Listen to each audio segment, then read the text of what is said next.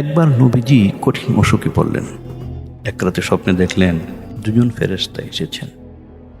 একজন বসেছেন তার শিয়রে, আরেকজন তার পায়ের কাছে। দুজনের মধ্যে কথোপকথন শুরু হলো এভাবে। প্রথমজন বললেন, এর কি হয়েছে?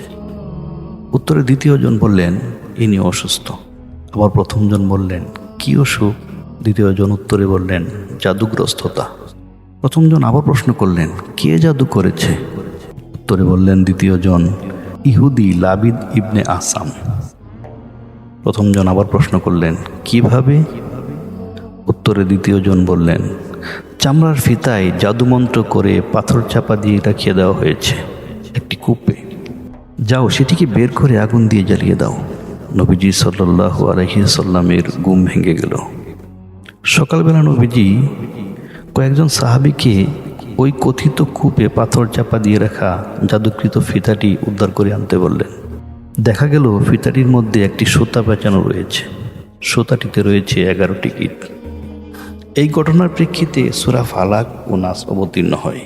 সূরা 2-এর আয়াত সংখ্যাও 11। নবীজি একটি করে আয়াত পড়তে লাগলেন, সঙ্গে সঙ্গে খুলে যেতে লাগলো একটি করে গিট। সূরা 2টি শেষ করার সঙ্গে সঙ্গে সমস্ত গিট খুলে গেল।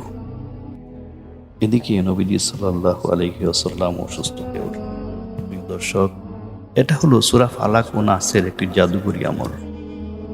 আমরা যদি নিয়ম করে এই আমলটি করতে পারি, তাহলে যে কোনো ধরনের কুমন্ত্রণা এবং জাদুমন্ত্র থেকে রক্ষা পাওয়া সম্ভব।